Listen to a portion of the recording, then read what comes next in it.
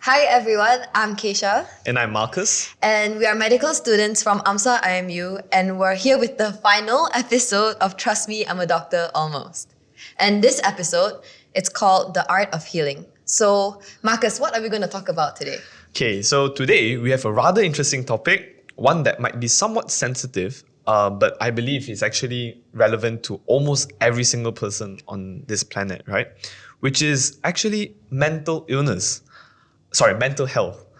In this episode, we'll be touching on what exactly is mental illness, what are its effects, and how we can deal with them, and how we can also support those around us who have this mental illness. And before we dive into this topic, we would like to give a gentle disclaimer. As mentioned in the title, we're not doctors, but we're almost there, hopefully. And as a matter of fact, we're just medical students sharing our experience and knowledge while speaking to certified experienced people from their fields. So if you do have a medical condition, please do not take our podcast as medical advice and seek professional help. So with that being said, allow me to introduce our honorable speaker for today, Miss Evelyn. Miss Evelyn did her degree in psychology in Upper Iowa University in America and a master's in clinical psychology in USM. And Miss Evelyn, would you like to introduce yourself, please? Hi everyone, I'm very happy to be here because I just realized that this is the last episode, so let's go out with a bang. Yeah. Hopefully. Alright, so just a bit of introduction about what I do. I identify first and foremost as a child of God, so I believe that influences a lot of the things that I do and the decisions that I make. Other than that, I work as a clinical psychologist. I'm currently based in a private hospital, just pretty near here.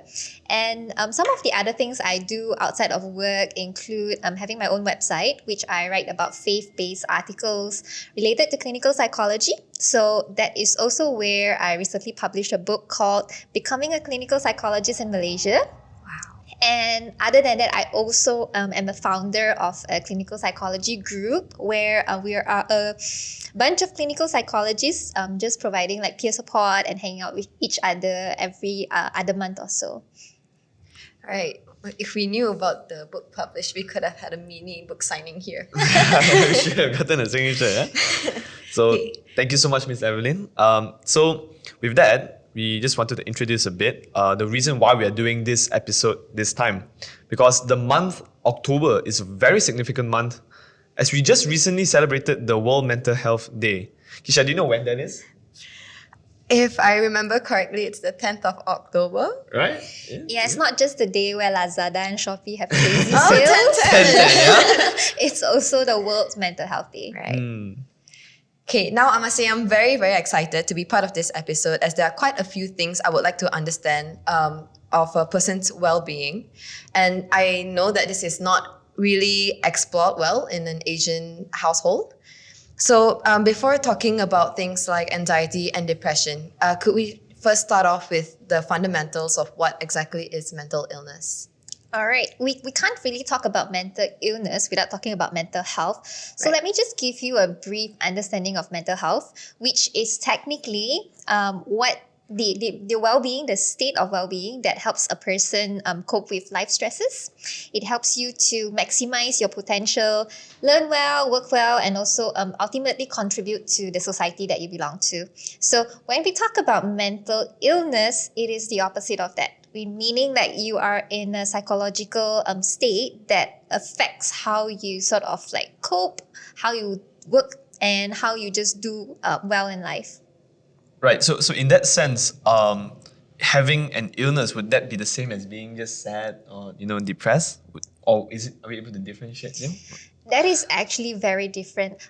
I usually like to describe feelings such as like being sad, being disappointed, being angry as something like being on a roller coaster. So there are times that you are like, going on a high, which is when you're feeling excited, feeling a lot of joy. And there are also times when you sort of go into the valley, right, into the dip, which is when you're feeling down, you're feeling sad, you're feeling all the other emotions that come as a cycle.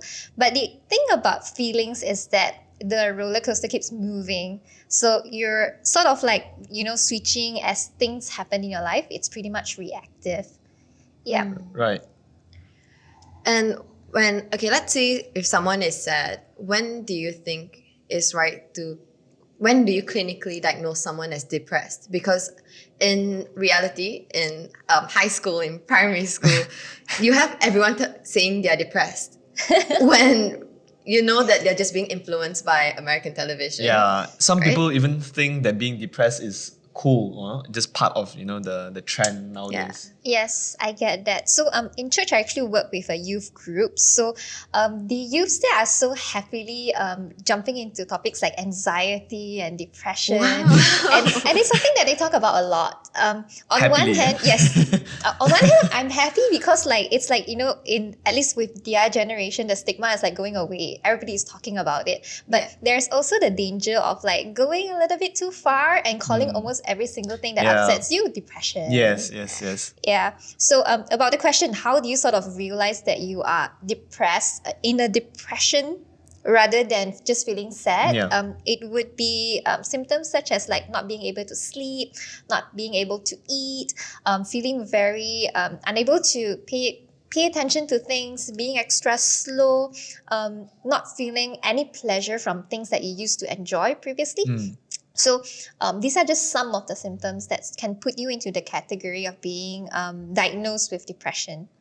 So, in other words, on top of being sad, you actually have other things Yeah, like I like to manifestations. Correct. So Right. the manifestation of it would be less reactive because a lot of feelings come based on what you're going through at that moment. But depression would be a state that sort of like lasts longer. It affects your day for sometimes unknown reasons at all. And it sort of like lingers for longer than it should.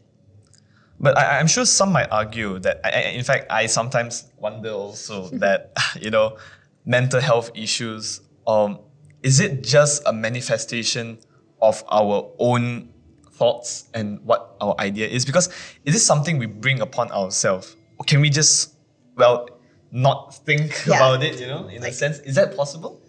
Yeah, actually, there are some myths about this, right? So it almost comes into the picture that if I can control my thoughts, Think positive. yeah, you just need to think positive, right? Then you will not have any mental health issues. Yeah. So this is very, very near. It's almost bordering the line of thinking that people who have mental health issues are weak, right? Right. Because if you could control the way you think, therefore you wouldn't be in this stage.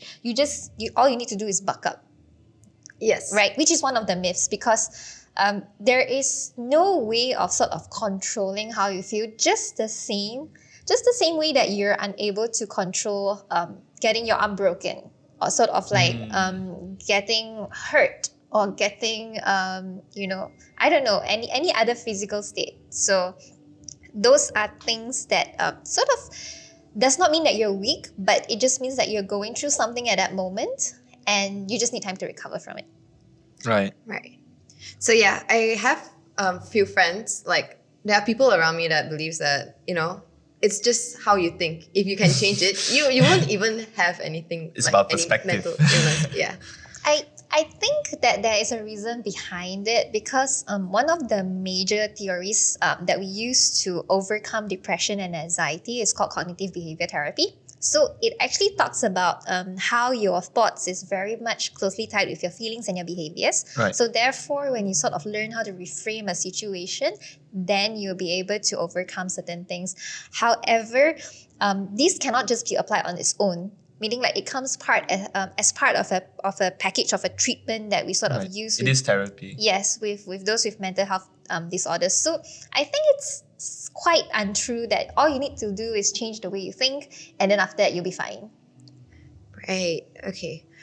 And you've mentioned a bit just now about, when someone is depressed and you can notice them not sleeping enough, not eating, and yeah. not feeling like they have not having an appetite.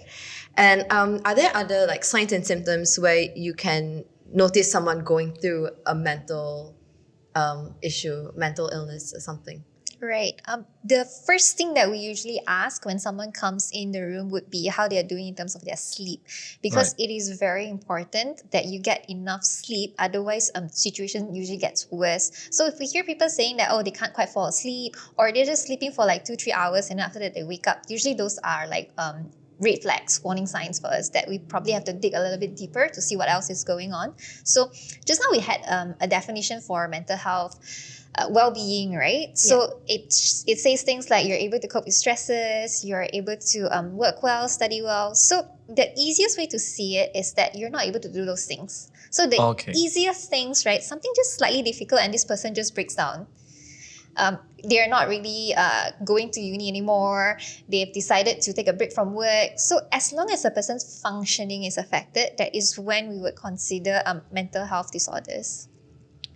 So Right. are there any sort of clear-cut signs that sometimes we are not fully aware of it? Because like for example, for us as medical students, it could just be a burnout, or like we think we are tired, so we don't want to. Like it does affect our day-to-day life as well. That stress. So how would we differentiate that from the exact signs, or how would we know like whether we need that? It's a mental illness or we need the therapy. I think the easiest way to see it would be whether it persists or not. So maybe you just needed like a 2 or 3 days break from your assignments, and after that you're able to cope I see. subsequently. But if it persists, no matter what you do, you're telling your friends, you're getting support and all this, but it's still persisting, that is the time when you should involve health professionals. So the major factor here is essentially the duration in which you experience The this. functioning and the duration. Alright. Functioning first, then we look at like I see. duration. Most patients come to us because of the duration factor, but that is not really advisable. We usually say that as long as the functioning is affected, you should already be talking to somebody. I see. Right. So when you say they're coming in the duration, as in they've been feeling that way for a very long amount of time. Right. Okay. Yeah, so we become like, this is the last resort. So the symptoms are usually worse. Instead of when you first started noticing signs, getting support so that other areas of life can still go ahead without coming to a complete breakdown. Right. So, like as what you're saying, therapy shouldn't be your last resort. You shouldn't be seeking out therapy only when you feel like everything else is helpless already. Exactly. So I think currently in our field, we are moving towards this term called positive psychology. This is not toxic positivity, which is like, oh, you just have to think positive. but Forget about it. yeah. You'll be okay. Look at the bright side. Exactly. So looking at the bright side. Yeah. So positive psychology is actually a movement that came up quite recently. They look at how you can maximize your potential. Meaning like instead of looking at psychology as being very problem-based, we get you to that neutral line, right? It talks about how even though like maybe you're feeling neutral, you're kind of okay, sometimes you're down, sometimes you're not, but maximizing your potential. How do we get you from just neutral well-being to like good well-being? So we're moving towards that instead of like always being very problem-focused.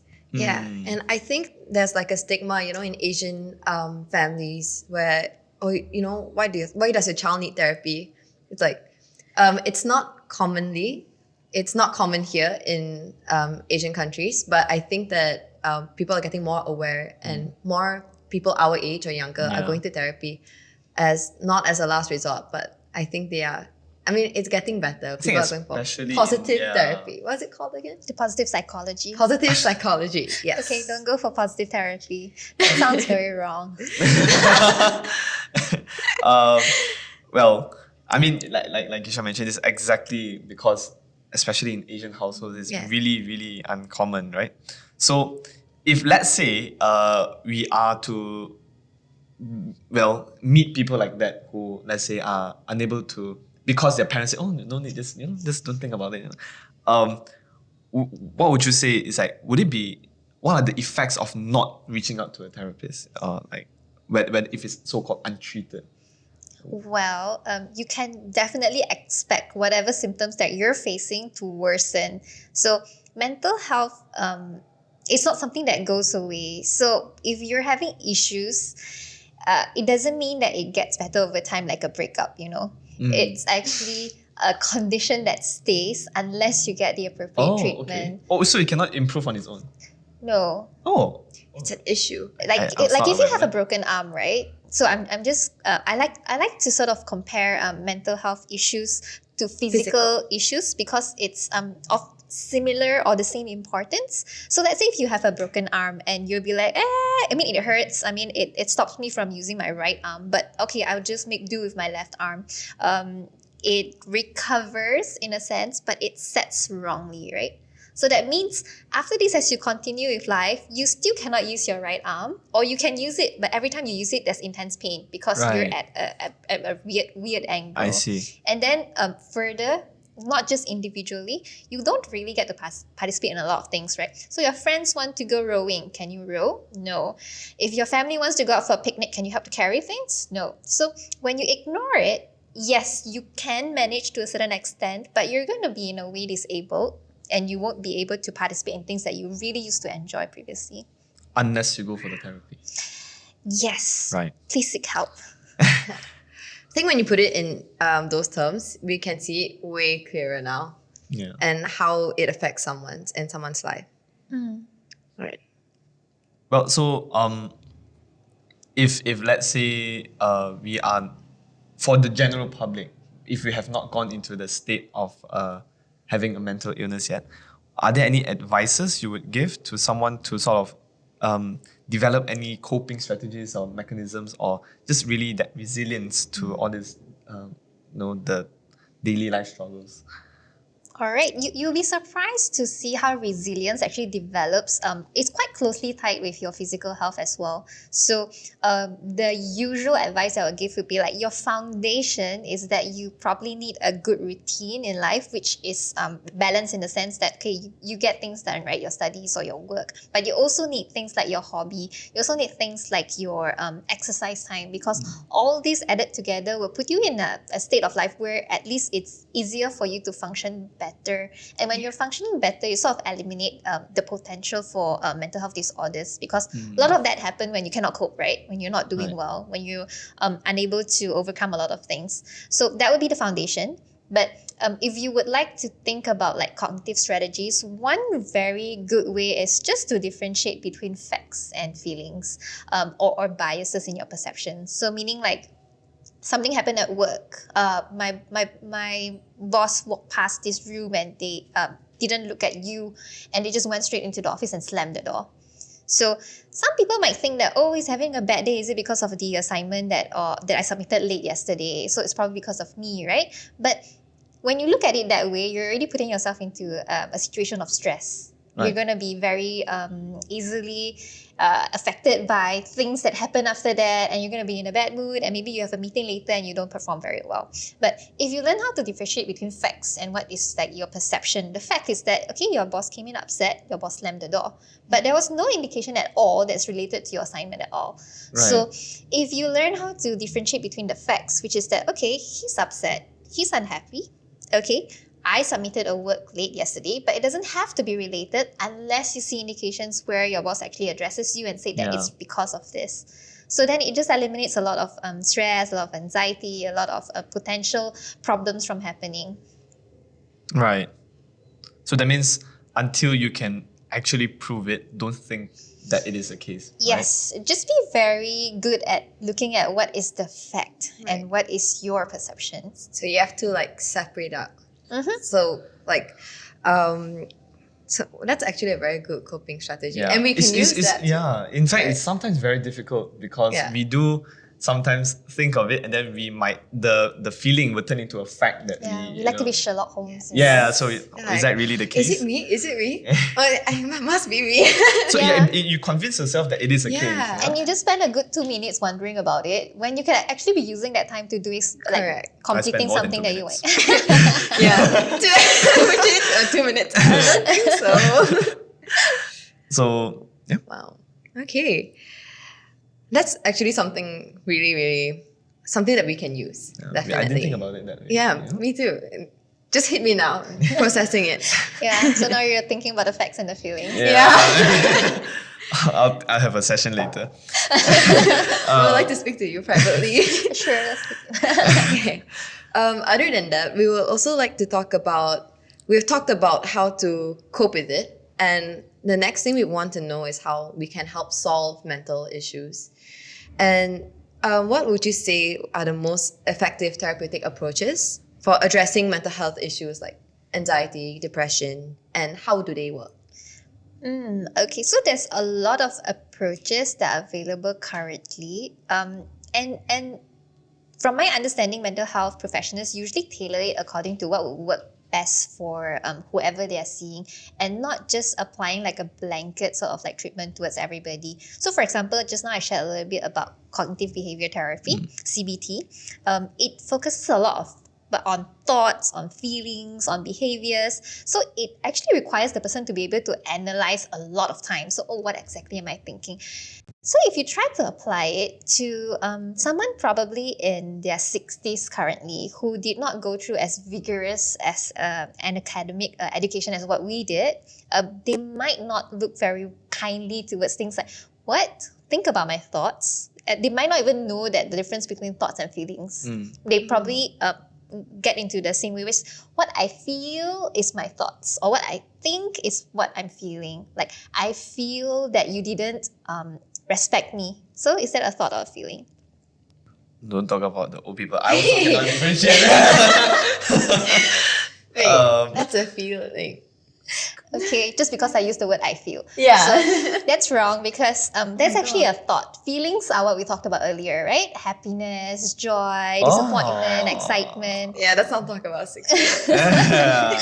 So not everybody actually respond well to the same approach. So CBT and similar approaches, they have a lot of evidence base, which is one of the options that we would use. But I might also use a different approach, which talks a little bit more about your feelings and what exactly it means. Eventually, it leads you to the same outcome, which is feeling better or improving mental health or the state of what you're doing. But as you can see, there is no one most effective approach, but it's just more of how we tailor it to the people that we see.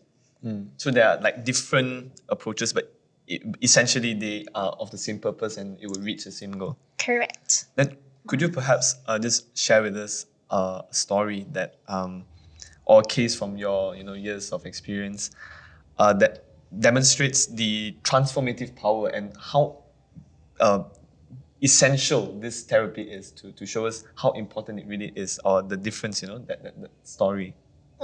Usually when people come into therapy, they usually go through a few stages that I've observed. I think I can give you what are some of the stages that I sort of like see in people that usually come. Because the initial stage, probably a lot of people have like apprehension. What am I doing here? And worse, I'm in a hospital setting. So people usually will have thoughts like, I'm so bad that I actually need to see a psychologist in the hospital. Yeah. So there's a lot of like struggle just accepting the fact that they are at a stage where they need help. So usually from there, once they get over that stage, they will get slightly better.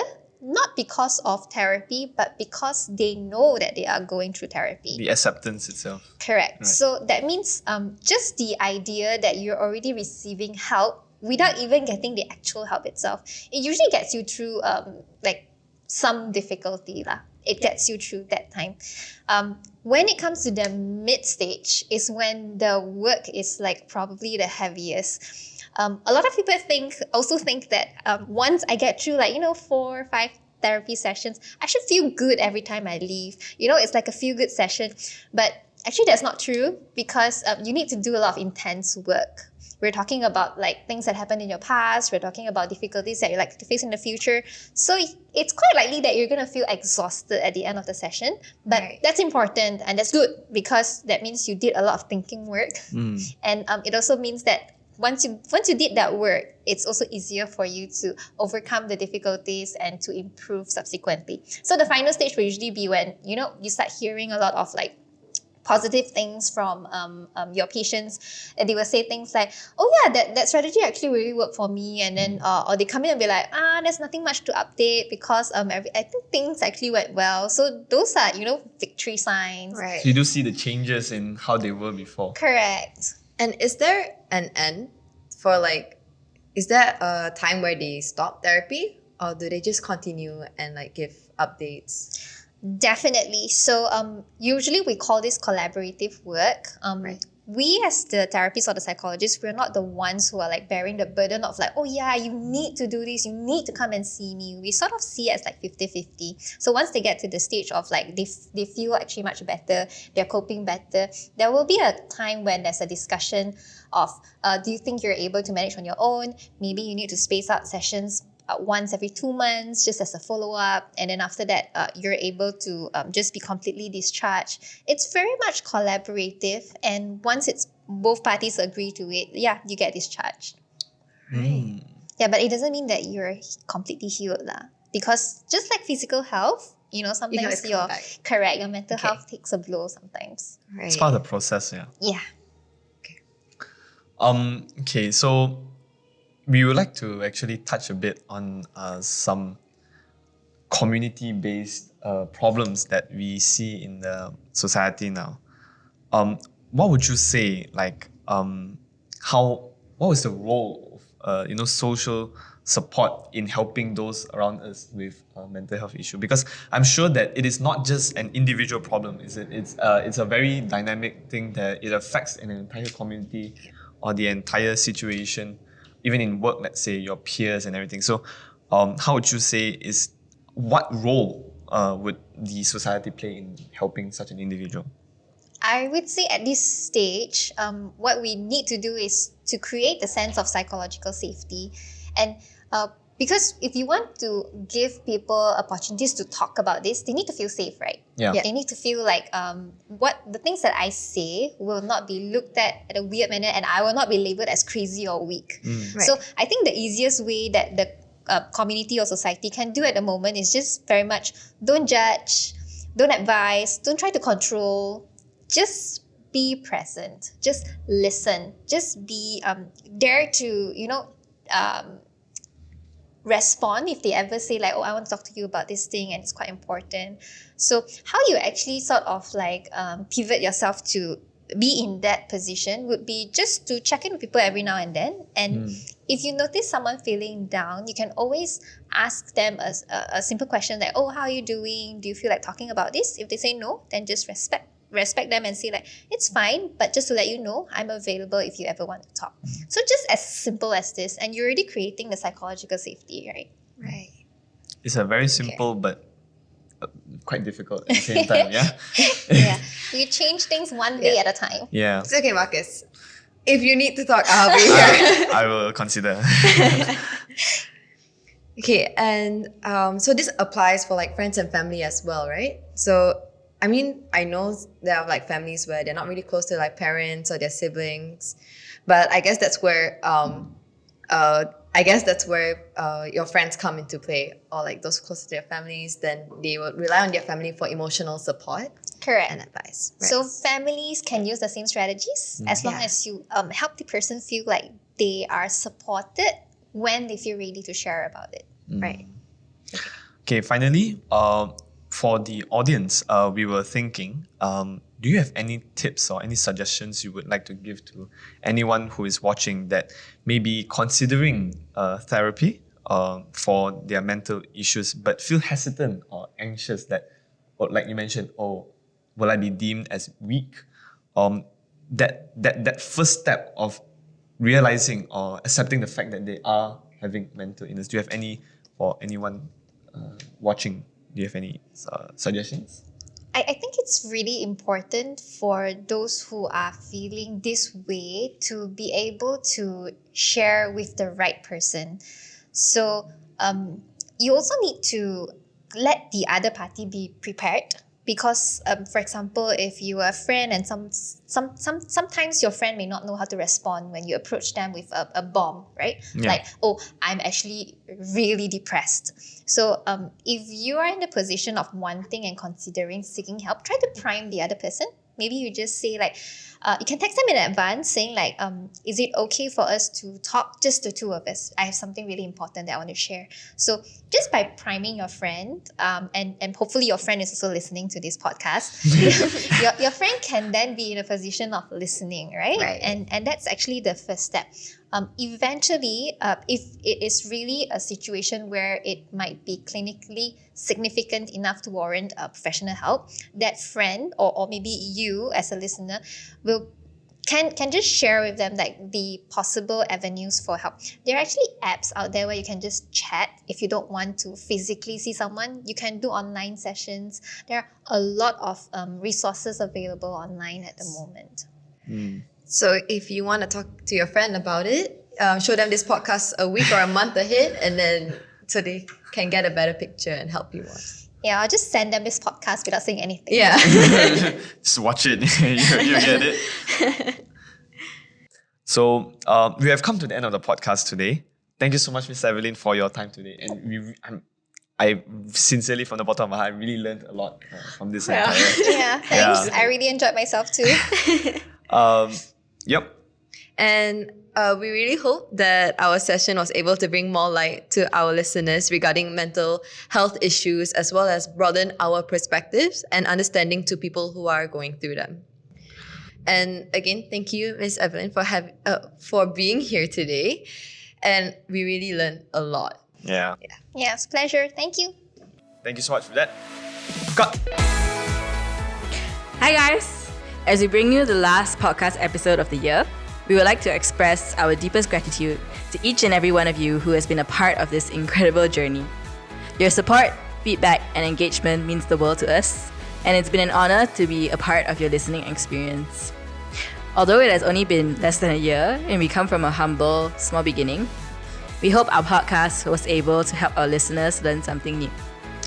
So we started this podcast acknowledging that there is a lack of knowledge on many aspects of medicine, community health, and even world health issues. However, we felt that there were so many complicated concepts with anything medical related. We hope to approach our community at IMU and anyone listening to this podcast with a light-hearted discussion on these topics. And while this may be the end for now, it's never goodbye. And we're very excited about our future, and hopefully our successes can bring the podcast to greater heights. So please stay connected with us on Instagram at AMSA-IMU and keep an eye out for what's next.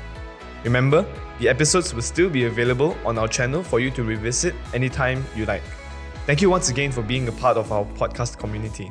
Hopefully, the next time you see us, we'll be able to say, trust me, I'm a doctor. Bye-bye.